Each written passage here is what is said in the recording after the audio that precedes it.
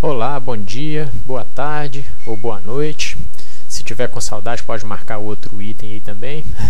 Aqui quem fala é o professor Marcos. A gente está então partindo para o nosso segundo vídeo, que seria a nossa segunda aula aí sobre geografia regional, porém dentro da perspectiva brasileira.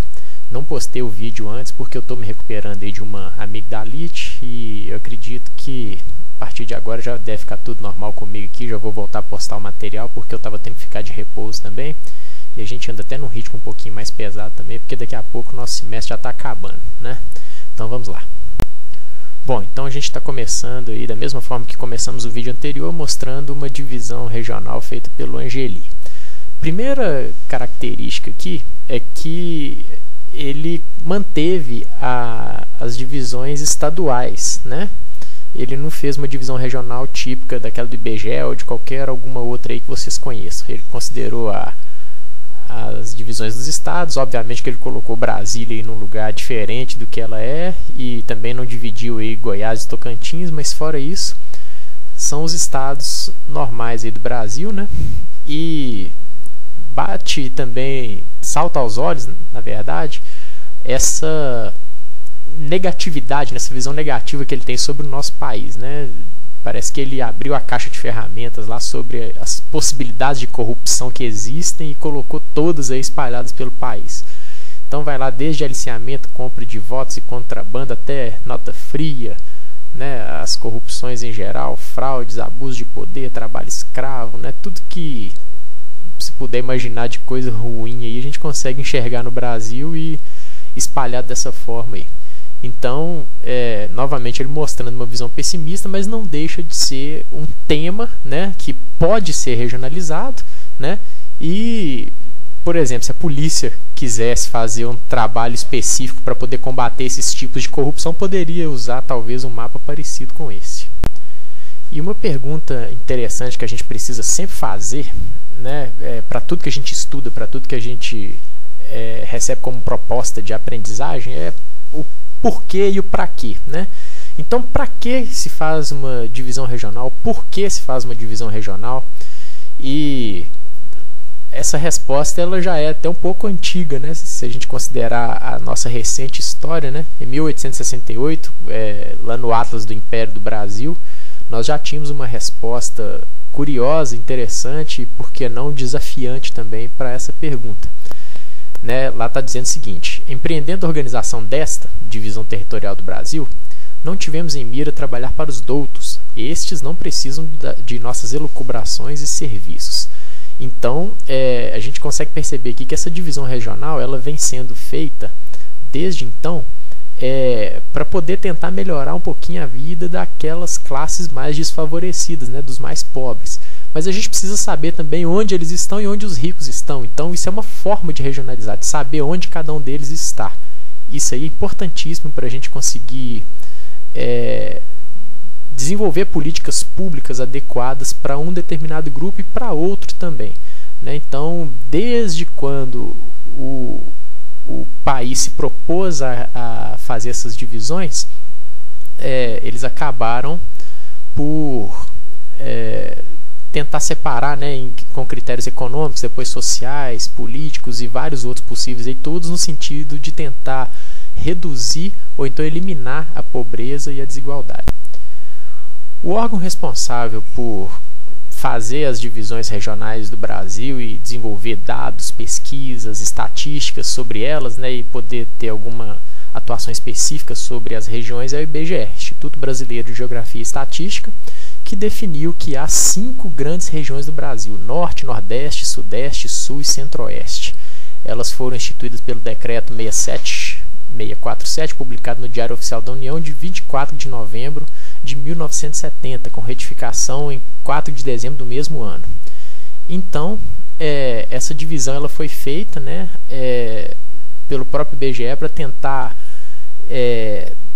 atuar em cima das peculiaridades, das características que cada região apresenta. Então nós temos, por exemplo, a região Nordeste, que tem um histórico de seca, né, e de emigração, que precisa de um atendimento específico. Nós temos uma região Sudeste, que é a mais industrializada, que precisa de investimentos em infraestrutura para poder melhorar ainda mais e que também precisa de um atendimento específico. A demanda do Sudeste é totalmente diferente da demanda do Nordeste, pelo menos na atual fase, né, e mesmo em fases anteriores.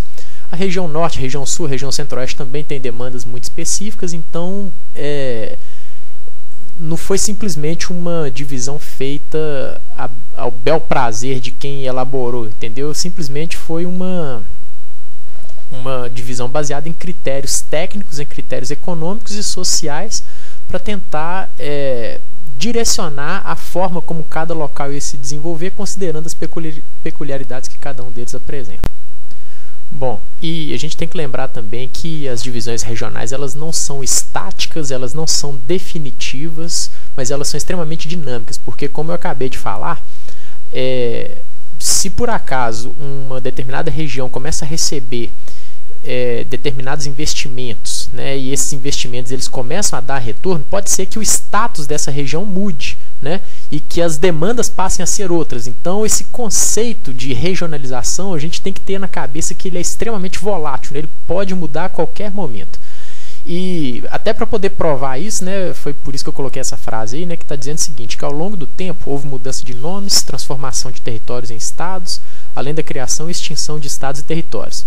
As alterações mais recentes decorreram da Constituição Federal de 88, que criou o estado do Tocantins, que estava anexado ao estado de Goiás, né?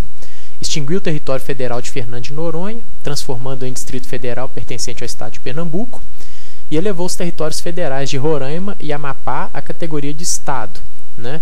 Então, com isso, eles puderam receber uma atenção diferenciada também.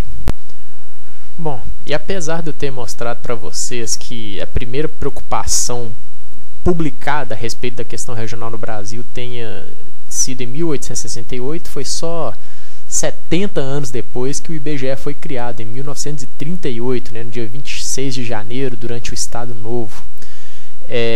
Antigamente ele se chamava Instituto Nacional de Estatística, né, e o IBGE ele tem então o Conselho Nacional de Geografia, com o novo nome de CBG, e o Conselho Nacional de Estatística. Então são dados geográficos e ao mesmo tempo estatísticos, né, e econômicos, todos eles no sentido de buscar uma interdisciplinaridade para se compreender integralmente os problemas regionais.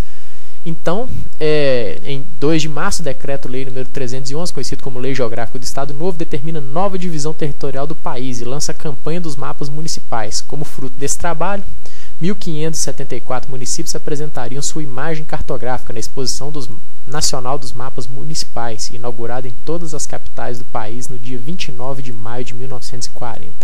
Então, o IBGE já começou bem aí, né, porque incentivou os municípios a mapearem, né, suas realidades e buscarem compreender melhor como que eles se comportavam. E desde então o IBGE vem fazendo um trabalho brilhante aí para poder tentar apaziguar e diminuir as questões sociais tão complicadas que a gente tanto vê por aí. Bom, e em 1942, pouquinho tempo depois que o IBGE foi criado, né, entrou em vigor essa divisão regional do Brasil que a gente conhece hoje, que agrega as unidades federadas em 5 grandes regiões, conforme proposta de Fábio Macedo Soares Guimarães. Pouca gente sabe que foi esse geógrafo aí que criou essa divisão que a gente conhece atualmente aí como sendo a divisão oficial do país, né, que é em Norte, Nordeste, Leste, Sul e Centro-Oeste. No caso aqui, a diferença é que o Leste, hoje em dia, ele é chamado de Sudeste, né? Mas mudou pouquíssima coisa aí, né, dessa época para cá. Em 1945, seria estabelecida também a divisão regional do Brasil em zonas fisiográficas, que o IBGE utilizou para divulgar dados estatísticos até 1970, quando nova regionalização do país seria baseada em micro-regiões homogêneas. Então a gente vê que não basta simplesmente uma divisão em macro-regiões, né? Você tem macro-regiões, meso-regiões, micro-regiões, porque a gente tem que pensar também na escala, né, que a gente está trabalhando. Por exemplo, da mesma forma que o país pode ser regionalizado, a gente tem também os estados que podem ser regionalizados, nós temos as cidades que podem ser regionalizadas, os bairros podem ser regionalizados, né? Vai depender da escala que você quer trabalhar, vai depender do problema que você quer identificar. Então, essa noção de escala ela é importantíssima, né? Até porque a gente começou falando no vídeo anterior lá sobre a divisão do mundo em regiões, né? Então, dependendo do tipo de problema que você quer atingir, você talvez tenha que fazer uma regionalização em termos mundiais, mas pode ser que você precise fazer uma regionalização na sua rua, né? Então, tudo isso é muito importante para se pensar. E o IBGE ele costuma sustentar esses estudos com base em dados estatísticos, né? Porque essa parte estatística ela é importantíssima para poder dar mais segurança das informações que estão sendo levantadas. Bom, vamos começar então essa análise da evolução regional do Brasil a partir de 1913. A gente tem que lembrar que nessa época o IBGE ainda não existia, né? Então, mas mesmo assim, né, mesmo sem IBGE, mesmo sem um órgão governamental específico para poder estudar regionalmente o país, né, eles já sentiam essa necessidade. Então a gente está vendo aí, né, a divisão do país em 5 regiões, né, que seria a setentrional, que está em verde, a norte-oriental, que está em amarelo, a oriental, que está em vermelho, meridional em azul e central em rosa. Vocês vão reparar que não existe conceito aí da região nordeste, né, não era um problema totalmente identificado ainda nessa época. A gente vê Goiás escrito aí com a letra Z, mas é porque na época se escrevia assim, né? O estado do Mato Grosso era tudo uma coisa só, né? Praticamente todo povoado aí por indígenas, e o Distrito Federal lá do lado do Rio de Janeiro, né? Que era, na verdade, a cidade do Rio de Janeiro, era a capital da época. Então a divisão era essa, né? Eram necessidades específicas para cada uma dessas regiões aí que foram agrupadas nessas cores aí. Em 1940 a gente já tem o IBGE, né, e a gente tem uma mudança bem drástica, né, com relação ao que foi apresentado no mapa anterior, né, e a gente tem o aumento lá do que se chama de região norte, né, a região nordeste aparece aí pela primeira vez, mas pegando só os estados aí bem a nordeste mesmo, né, a Bahia, Espírito Santo e o Sergipe ficaram sendo chamados aí de região este. O centro incorporou aí o estado de Minas Gerais. Minas Gerais sempre parece que nunca soube, né, se era nordeste, né, por causa do Jequitinhonha, não sabe se era sul por causa do desenvolvimento industrial, também não sabe se era centro porque tinha muitos indígenas também. Então Minas Gerais sempre deu muita dor de cabeça para o IBGE aí, né? Então vocês vão ver que cada hora ele está num lugar. Mas essa divisão aí ela já tem um suporte estatístico que vai ajudar bastante aí na sustentação, né, de dados e no desenvolvimento de pesquisas específicas para o desenvolvimento regional. Em 1945, a gente tem aí uma divisão que já se aproxima um pouco mais daquilo que a gente tem hoje, né? Então a gente tem o aumento de regiões, né? Então a gente já tem o norte, o nordeste ocidental, nordeste oriental, leste, leste meridional, sul e centro-oeste. Né, centro-oeste aparecendo aí pela primeira vez. E está ficando mais complexo, né, os estudos vão avançando, as estatísticas vão se sustentando mais, então há essa necessidade de se diversificar um pouquinho mais a forma de se pensar. Vocês vão reparando aí como que esse conceito é dinâmico, né, as regiões vão mudando à medida que os estudos vão avançando, vão evoluindo. Em 1950, a gente já tem a diminuição de algumas regiões, né? Então a gente tem norte, nordeste, leste, sul e centro-oeste, né? Também já está um pouco mais próximo daquilo que a gente conhece hoje. Em 1960, norte, nordeste, leste, sul e centro-oeste, a Bahia ainda sendo colocada junto com o Rio de Janeiro, Minas Gerais, né? E o Distrito Federal aparecendo aí pela primeira vez ao lado aí do estado de Goiás, né? Então a gente tem aí uma divisão que já vai dando uma cara nova para o país aí, a partir especialmente dessa data. Em 1970, a gente já tem uma divisão muito próxima daquilo que a gente tem hoje, né? E as divisões aí Norte, Nordeste, Sudeste, Sul e Centro-Oeste, elas permanecem até hoje, né? E do jeito que a gente está vendo aí. Em 1980, a gente tem essa divisão aí bem parecida com a divisão anterior. E em 2002, a divisão atual, né? Que foi criada depois da Constituinte de 88, e nós temos aí o Tocantins sendo incorporado à região norte, né? E os demais estados aí dentro daquilo que a gente conhece, né? Então essa divisão que a gente tem hoje, ela só foi oficializada mesmo em 2002, mas ela é aqui, na minha opinião, né, a melhor forma de se regionalizar o país, porque é que a gente consegue saber com mais detalhes aí do que cada estado e cada região precisa. Porém, apesar de o IBGE ter feito essa divisão aí que a gente tem como oficial, nós temos outras divisões regionais, né? Tem várias outras por aí, e que não são oficiais, não são reconhecidas oficialmente pelo governo, mas nem por isso elas deixam de ser importantes. A mais conhecida delas é essa que vocês estão vendo aí, que é a divisão do país em regiões geoeconômicas. Lembrando que para se fazer uma divisão regional é preciso que você tenha em mente qual é o critério que você está usando para regionalizar, né? Porque dependendo do critério você pode ter situações muito diferentes aí para se regionalizar. Então aí a gente tem a região 1, que é a Amazônia, a região 2, que seria o Centro-Sul, e a região 3, que seria a região Nordeste. Reparem que a região Nordeste pega um pedaço de Minas Gerais, né? A região Centro-Sul também pega pedaços de outros estados, a região da Amazônia também pega, né? Ela não respeita os limites dos estados, né? E quem foi que disse que tem que respeitar, né? Então é uma divisão muito interessante também para se pensar.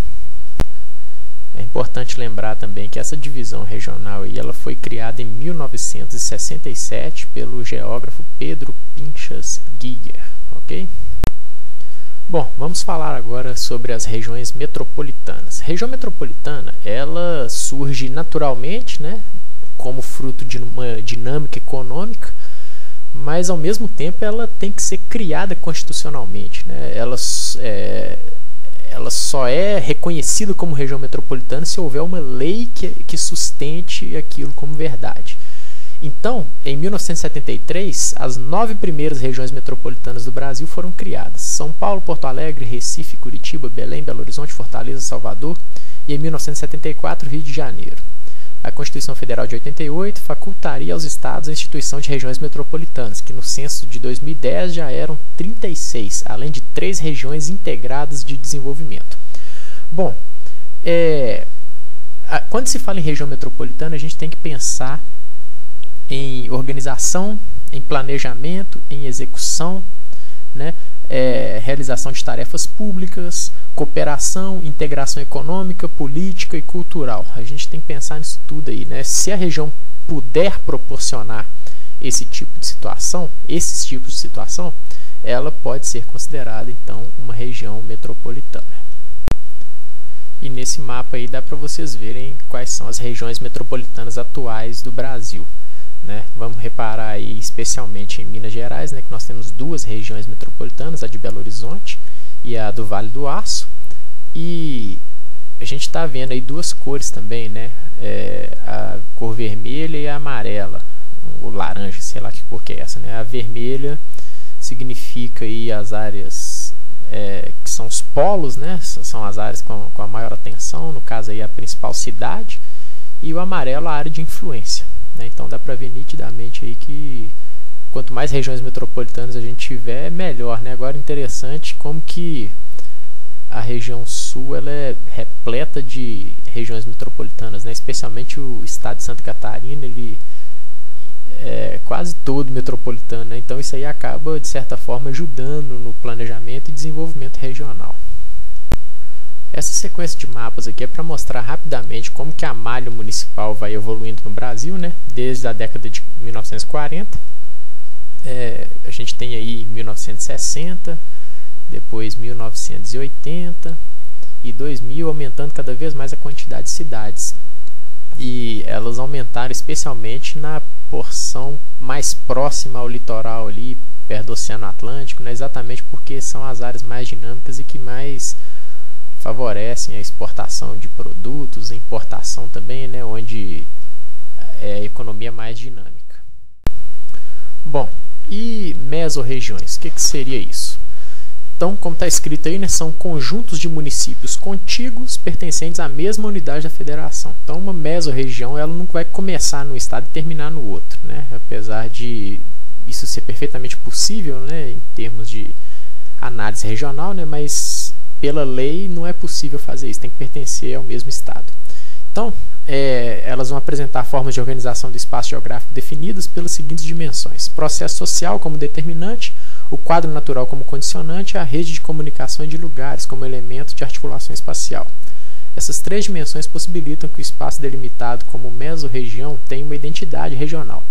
Gente, muito importante isso aqui, identidade regional, nós vamos começar a falar disso a partir das próximas aulas e vamos ficar nisso até o fim do nosso curso, entendeu? Então, muita atenção com essa questão aqui, tá? E tudo que eu postar para vocês lerem sobre isso, leiam e tirem as dúvidas, tá bom?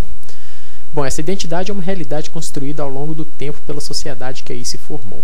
Além de ser um estudo muito interessante, né, muito gostoso, é muito importante também. E as micro-regiões? São conjuntos de municípios contíguos e foram definidos como partes das mesorregiões que apresentam especificidades quanto à organização do espaço. Essas especificidades não significam uniformidade de atributos, nem conferem às micro-regiões autossuficiência e tampouco o caráter de serem únicas devido à sua articulação a espaços maiores, quer a mesorregião, a unidade da federação ou a totalidade nacional. Essas estruturas de produção diferenciadas podem resultar da presença de elementos do quadro natural ou de relações sociais e econômicas particulares. A organização do espaço microrregional foi identificada também pela vida de relações ao nível local, isto é, pela possibilidade de atender as populações através do comércio de varejo ou atacado ou dos setores sociais básicos. Assim, a estrutura da produção para a identificação das micro-regiões é considerada em sentido totalizante, constituindo-se pela produção propriamente dita, distribuição, troca e consumo, incluindo atividades urbanas e rurais. E por fim, como não poderia deixar de ser, eu vou deixar 2 exercícios para vocês, que obviamente estarão valendo nota, e as notas e os critérios estão todos aí no portal, né? Vocês estão vendo aí que são 2 mapas, né? O mapa do Brasil que está em branco e o mapa Mundi que está em branco, e também estará disponível para download lá na página de vocês. É o seguinte, o que eu quero que vocês façam? Eu quero que vocês criem uma divisão regional, tanto para o Brasil quanto para o mundo. E vocês vão precisar justificar o porquê que vocês fizeram essa divisão regional. É um exercício mais ou menos parecido com aquele que o Angeli fez e que eu coloquei no começo dos 2 vídeos. Então você vai criar, né? Quando eu falo criar, eu quero coisa nova, né? Alguma coisa que não tenha sido pensada, né? E você vai dar sua justificativa. Eu gostaria muito de saber o que você está pensando, o que você pensa, na verdade, sobre a divisão mundial, né? A melhor forma da gente aprender esses conceitos é fazendo. Então eu gostaria que vocês fizessem, né? Todos os prazos, todos os critérios estão lá. Se vocês tiverem alguma dúvida, vocês podem me procurar via e-mail, né? Via site também, não vai ter problema nenhum, vocês vão me achar com facilidade. E eu quero ver criatividade, quero ver quanto mais complexo for seu raciocínio, melhor vai ser, mais feliz eu vou ficar. Então, eu vou dar um prazo bom também para vocês fazerem tudo isso. Eu tenho certeza que nós vamos ter excelentes divisões regionais aí. Então é isso, quero agradecer mais uma vez aí a paciência, a compreensão, e quero dizer que eu estou à disposição de vocês aí através desse e-mail para tirar qualquer dúvida. Se vocês tiverem algum comentário, qualquer coisa, podem me comunicar, não hesitem. E deixar essa frase aí com vocês para a gente poder encerrar. A verdade do homem não está no que ele diz, mas no que ele faz em nome do que ele diz. Frase do Luiz Felipe Pondé. Um abraço para vocês e bons estudos.